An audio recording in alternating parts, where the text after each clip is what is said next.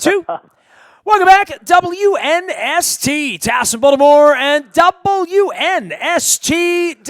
Got the lava lamp and the purple grooveliciousness in studio here, all courtesy of our friends at Sporticulture. Also our friends at Strategic Factory, bringing Baltimore positive gear to life. You'll be seeing that come to life here in the next couple of weeks. This guy comes to life every time we compete with Cleveland sports around here, whether it's the Indians, whether it's the Browns, even the Cavaliers are doing well from time to time.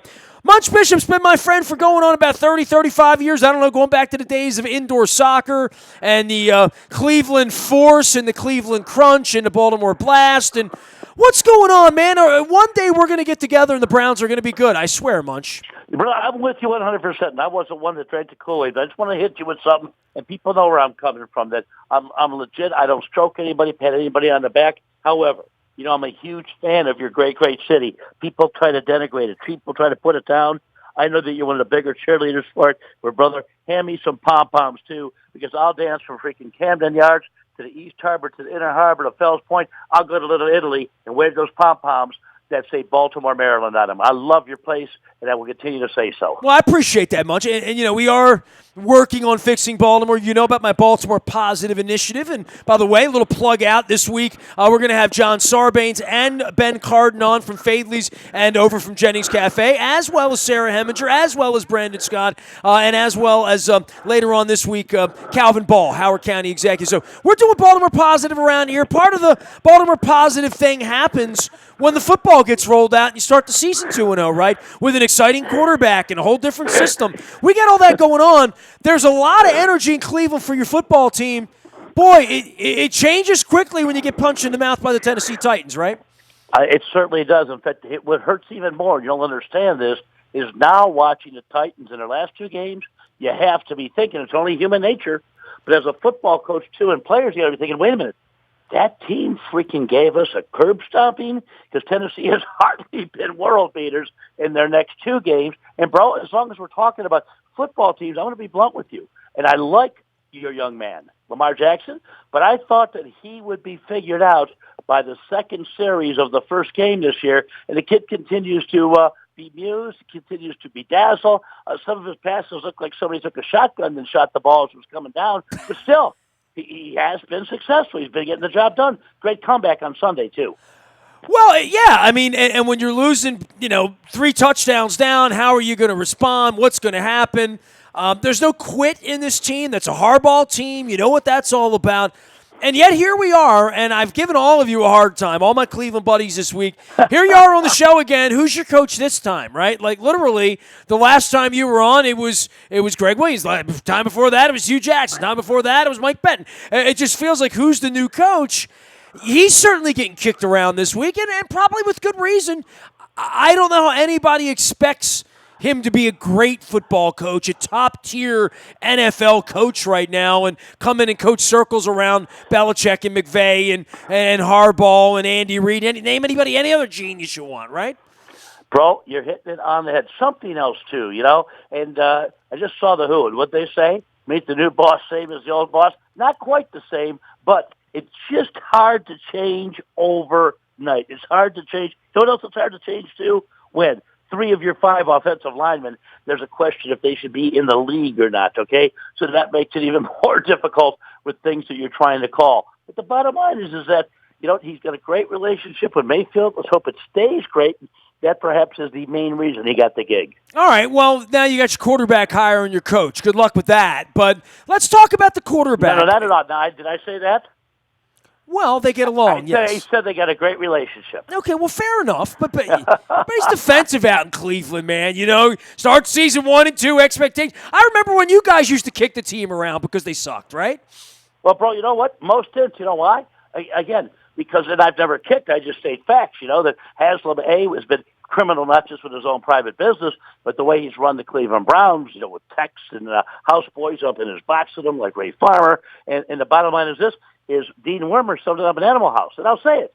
Many, many Browns fans, it's the worst fan base in the world, the best fan base in the world, but they're fat, drunk, and stupid, okay? And they'll make excuses for this team no matter what happens. And when they lose, they blame everybody but the players. Well, let's start with Baker Mayfield and his responsibilities and where he is and all the hype and bluster. I've had folks inside the locker room speak very highly of him, and obviously the guys have rallied around him. Where are you with how good of a football player he is right now?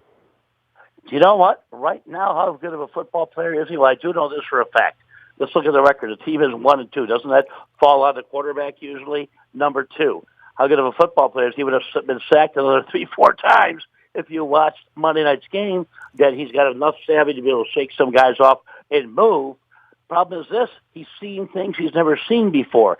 Dean Pease threw things at him in the first game. Greg Williams in the second game, even though he handled the Jets, still took him a little bit of time to make some calls. And of course, the old hombre, our buddy Wade Phillips, threw some things at him on Sunday. So yeah, he's going to have to grow. He's going to have to learn. He's going to have to adjust. But you know what? Still, I'm glad he's the quarterback of the Cleveland Browns. Well, you spend all this dough, you spend all this media time on Landry and Beckham and Deals and Vernon and all that stuff, and then it's who's going to open holes for Chubb and who's going to protect the quarterback, and we go back to that offensive line. Very, very hard to make way when you're playing with a ragtag bunch up front. Brother, when did you hear this? And again, John Dorsey, I'm glad he's the GM. I'm not going to talk about character guys with you, but the bottom line is this, is that he made one big mistake and tried to hold on to it with Austin Corbett, the 33rd pick last year. To me, first pick in the second round is tantamount to a first-rounder.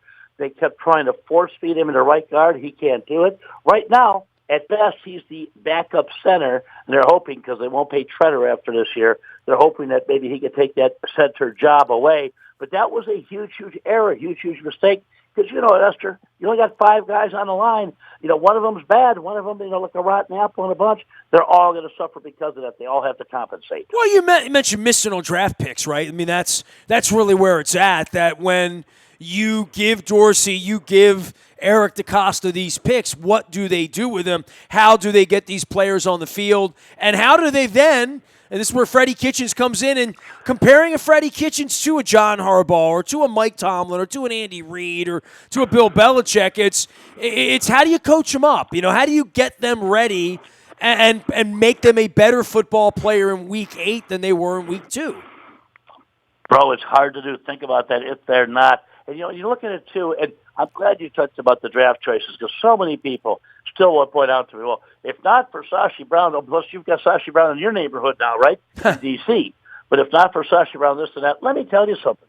If not for Sashi Brown, Kansas City's offensive line was built by Sashi Brown with Mitchell Schwartz at right tackle, who the Browns basically pulled an offer off the table that he was ready to sign with the Austin Wright, and, of course, with Cam Irving, who they couldn't find a spot for. Yeah, that shows you how you judge draft picks, too. We've built Kansas City's offensive line with guys that we didn't want.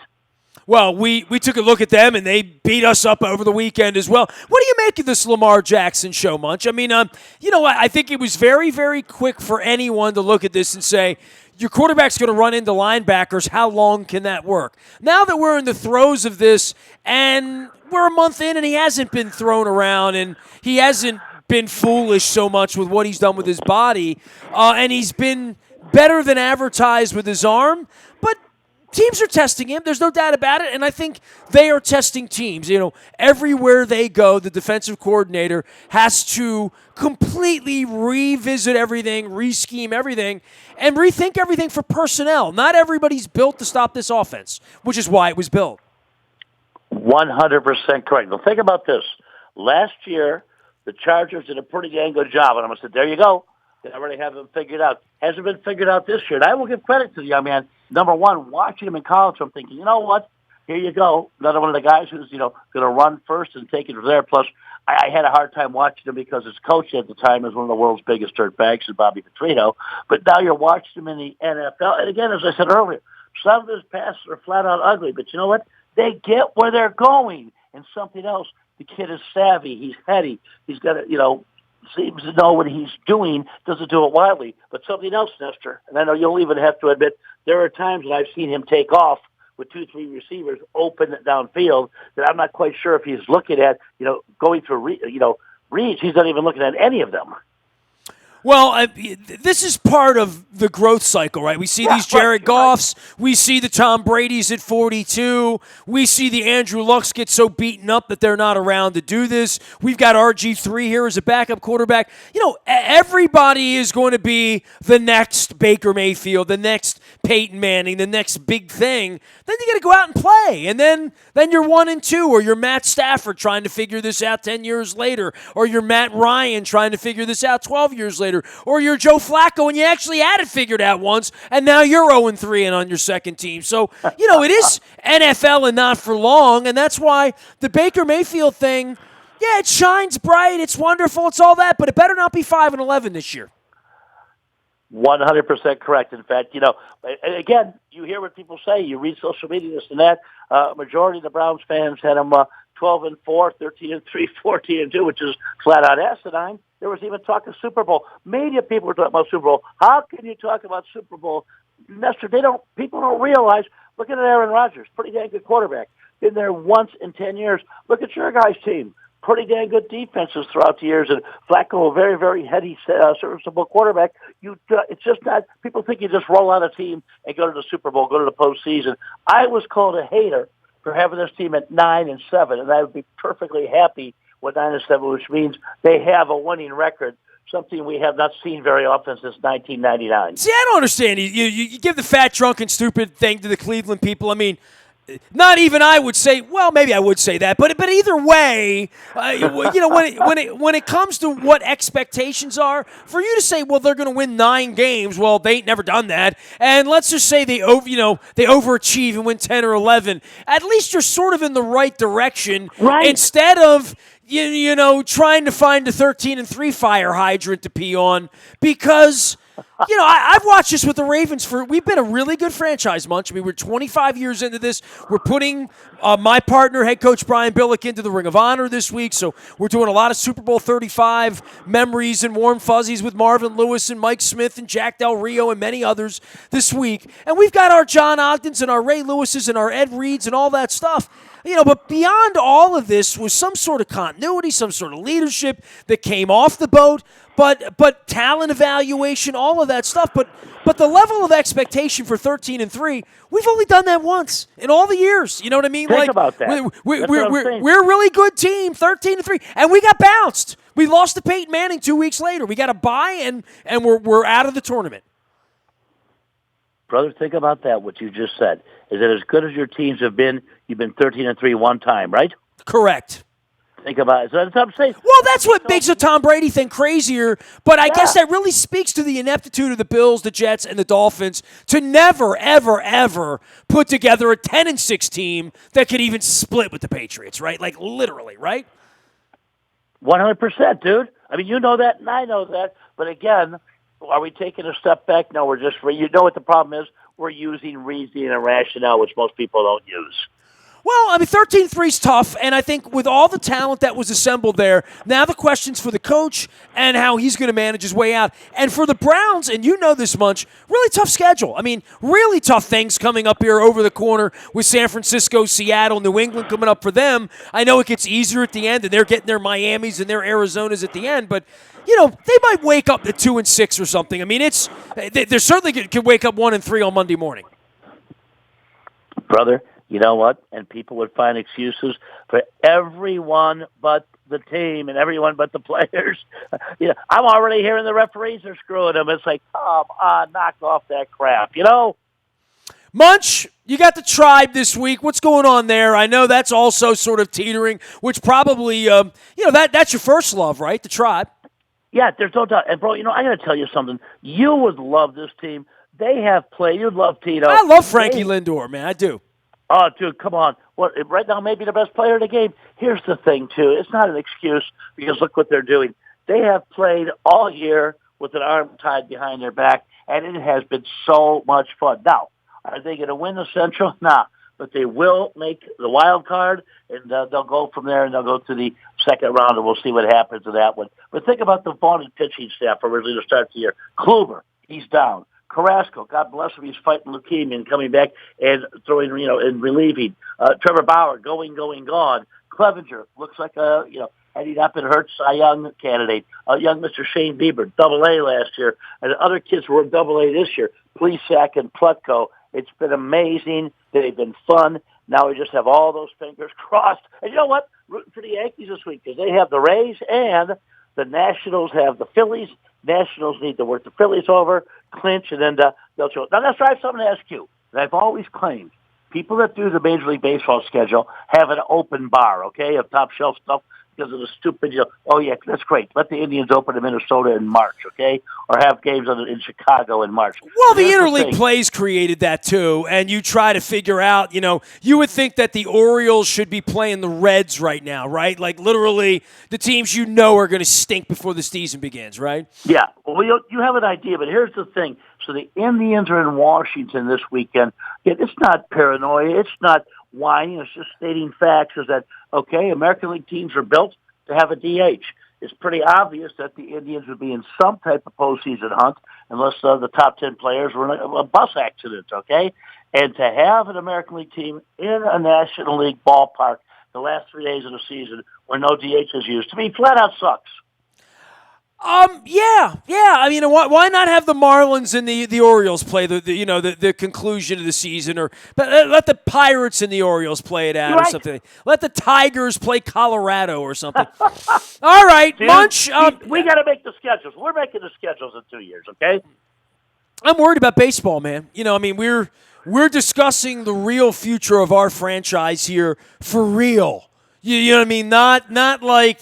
Well, where are they going to go? Well, how are they going to stay? The question is, how do they stay? Who supports them? Where does the money come from? We had 15,000 people come out for a Sherpa the other night, like whatever that is. Some orange blanket thing they gave away Saturday night. And the giveaway is fine. I live downtown. You know of our reputation here. We're trying to change that. But more than anything, they're going to lose 110 games again this year. And, brother, it's a damn shame, too. It wasn't that long ago. The Orioles were a force to be reckoned with. It wasn't that long ago. Well, there was different ownership, too. But you know what? I'm going to say it. A lot of people won't understand it. You will. The Orioles are a team, a franchise, that's supposed to be good, okay? We can harken back as far as you want to go. They're supposed to be able to make some noise in the American League. They're supposed to be able to make some noise in the East. And it's just been a disaster. I love, again, you know how much I like your city, love that ballpark, actually love the franchise unless the Indians are playing them. But, bro, you shot out a picture, was it yesterday or a couple of days ago, where there was no one there could have been more than 1,500 people there. It was Expos-like, yes. And that is... I mean, it should be alarming. I don't know that it is. I mean, I've watched this thing deteriorate. Munch, it's been 13 years since they took my press pass, 13 years this week since we did Free the Birds, right? That was September 21st, 13 years. And my worst nightmare at that time was they're going to become irrelevant. They're going to be... They're taking people like me who love them. I built a radio station. I built a life to promote them, to share my love of them with everyone else, and all they ever did was shat upon me, you know what I mean? And that was 15 years into my radio career at the time, 13 years ago, So over the last 13 years, my worst nightmare would be you and me on the phone in 2019, and 1,500 people are at Oriole games. Munch, 1,500 people are at Oriole games. Yes, that's true. Hey, bro, you know what the worst thing is? It not only tarnishes the city, and not only tarnishes... There are cats working there. I know people in Cleveland trying to sell some beers. Now, the cat with the cooler full of water bottles for $1 a piece, a block away from the stadium, he's suffering, and he depends on that money, man. It's just... People don't realize how disastrous it is for a great city like that. 51 games out of first place as we sit here. Yankees on cruise control. Houston on cruise control. Dodgers on cruise control. But Munch, we'll have some baseball to watch next week. I hope the Tribe's a part of it. It's always more fun when they're a part of it. No offense to those people down in Tampa, but I don't want to see them in. You know what I mean?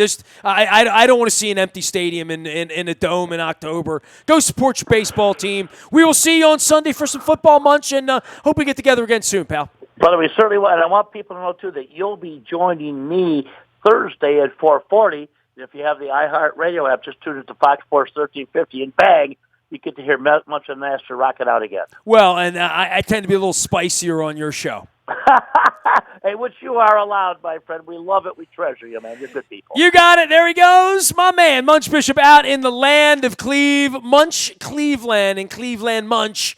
You can find him out on the iHeartRadio app as well as on the Twitter thing. You can find me out in the buyatoyota.com audio vault 24 hours a day from anywhere in the world on your mobile device by downloading the TuneIn Radio app. We come in crystal clear from anywhere in the world, including Northern Ohio, including Missouri and Kansas, where I began the week. Off to Pittsburgh next week. Luke is in Owings Mills all week long.